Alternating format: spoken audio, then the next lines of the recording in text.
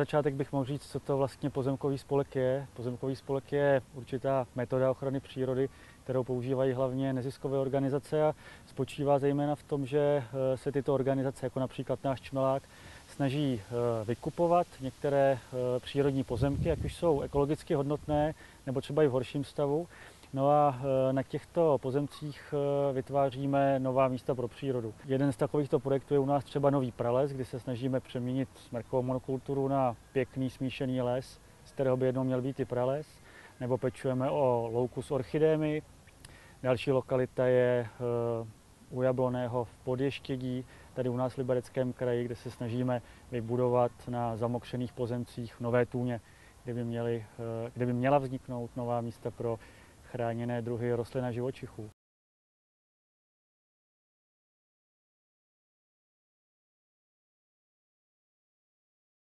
Tady se zastavuju s exkurzima, protože je dobře vidět ten rozdíl mezi tím naším pralesem, já tomu budu říkat prales, když to ještě prales není, a tím lesem, co tady byl dřív. Takže tak, jak to vypadá za tou oplocenkou, tak to v těchto místech vypadalo před tím, než jsme tu zašli hospodařit. My tomu někdy tak vzletně říkáme, že sem navracíme přírodu. A to proto, že tam není téměř vůbec žádný bylinný podrost. Takže tam neroste, nebo nežije tam téměř žádný hmyz, ptáci, kromě srnčí zvěře ani větší savci, nic. Když to tady za tím plotem se to prostě zelená, protože je tady dostatek světla, aby tady ta vegetace mohla růst.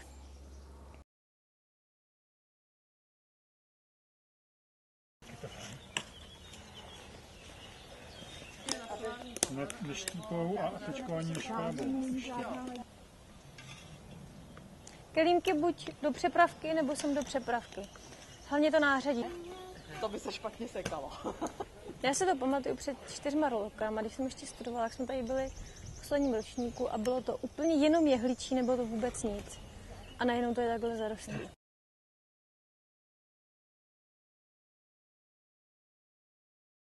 Teď jsme na kousku, nejsem si úplně přesně jistá, jestli tenhle pozemek patří nám, nebo jenom částečně, nebo ne, ale je to louka, která nebyla zalesněná. A zatím se ta louka stále drží, i když ji tady nikdo vůbec neseká, ale my bychom chtěli tu louku tady udržovat, protože není naším, jako teďka čmeláčím, záměrem, aby byly všude lesy a pralesy, ale my bychom rádi měli tu krajinu pestrou.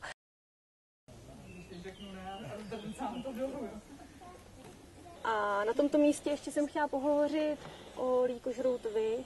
Za vašimi zády, nebo za mými zády je takzvaný lapáč. To černý, to někdy vídáte v lesích. Do toho lapače se dá feromon, který láká samce toho líkožrouta. On tam nalítne, ty lapače se musí, nalítne tam muž, nevylítne ven. Ty lapače se musí čas od času kontrolovat a tím se monitoruje, jestli nepřichází kůrovcová kalamita od nějakého počtu těch brouků vevnitř, tak se určuje prostě, jestli je to všechno v pořádku, anebo jestli se musí dělat nějaký zásah. My tu povinnost jakožto vlastníci lesa máme taky, takže pokud bychom zjistili, že se na našich pozemcích vyskytuje kůrovec a přesahuje nějakou míru danou zákonem, tak musíme učinit příslušná opatření.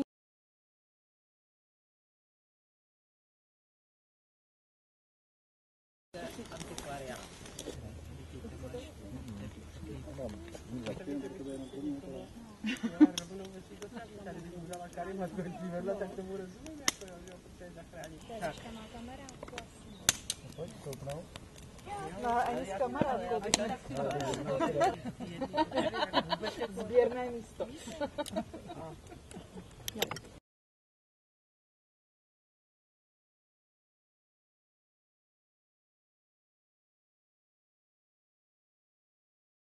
Dann müssten wir nachstellen, da ist auch so ein Holzreif. Ja. Und dann nimmst du in jeder...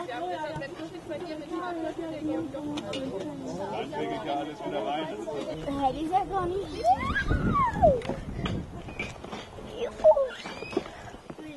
Alle 50 Tschechen, 20 Deutsche.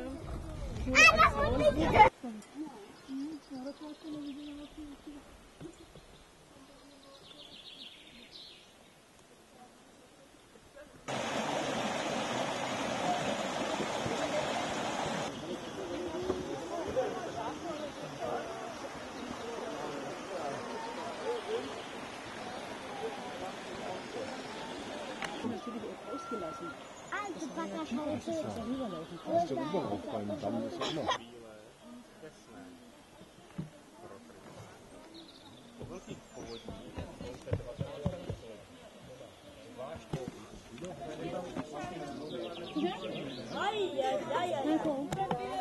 Eine Fledermaus und zwei Nachtfalter. Fledermaus, ja bitte. Fledermaus. Gleitchen, Gleitchen, Gleitchen. Gleitchen, Gleitchen.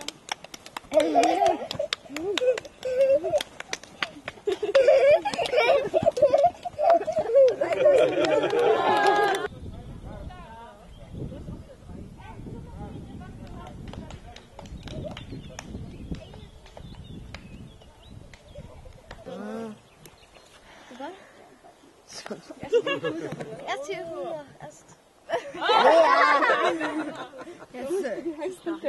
Jetzt kommst du besser durch.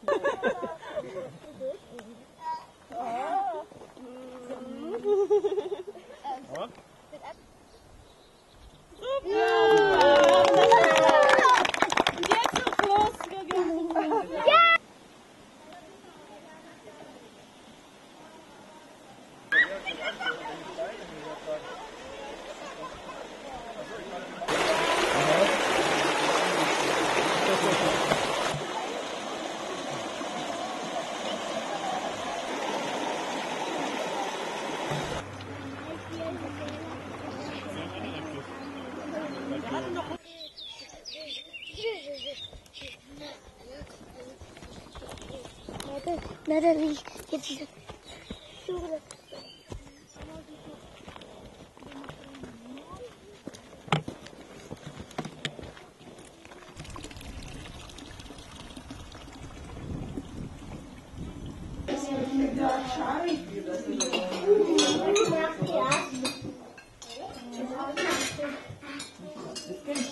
Hast du schon was gegessen?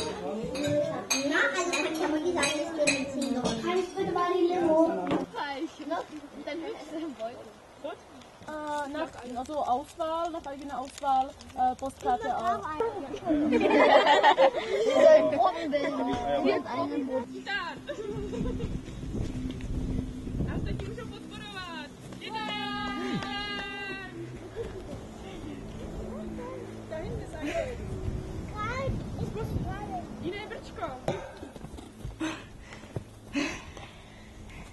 Aus Beton. Weg! Ein Chinesen aus Beton.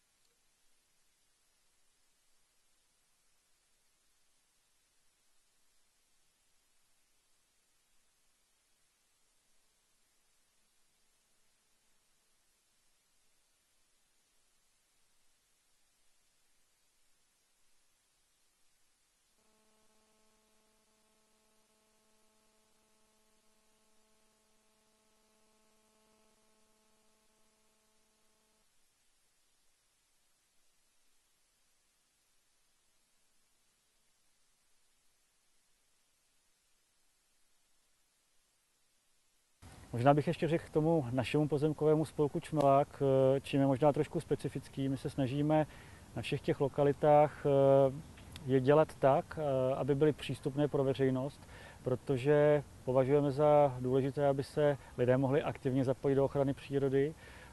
Nejenom proto, že nám mohou pomoct některými těmi pracemi, které tam jsou, ale můžou sami vidět, co to vlastně je ochrana přírody, jak pracují neziskové organizace, a my tím získáváme další podporovatele a spojence. Ještě bych možná něco řekl o penězích. Žádný pozemkový spolek, pokud je jenom trošku větší, a ten náš už je, protože spravujeme víc než 60 hektarů pozemků, tak nemůže fungovat bez dostatečného finančního zajištění. My jsme docela dost peněz získali z veřejné sbírky, kdy jsme lidem nabízeli možnost symbolicky si koupit kousek nového pralesa.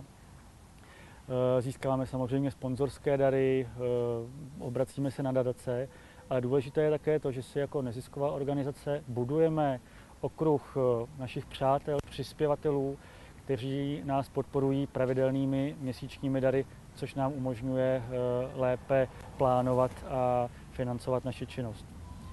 Nestojíme jenom o lesy, nechceme mít všude les jako Čmelák, ale snažíme se i třeba ty louky obhospodařovat, sekat je, aby se tady stále udržovaly, aby ta krajina byla co nejpestřejší, protože s tou pestrostí jde v ruku v ruce i nějaká rovnováha a stabilita.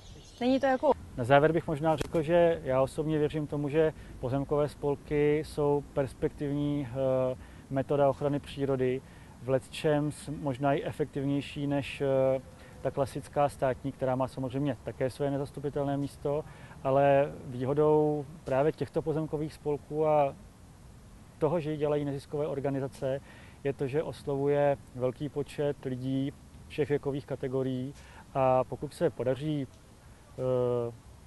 a nám se to snad daří, každoročně několik set lidí zapojit do praktické ochrany přírody, tak si myslím, že to je jeden z dobrých efektů, které právě pozemkové spolky mají.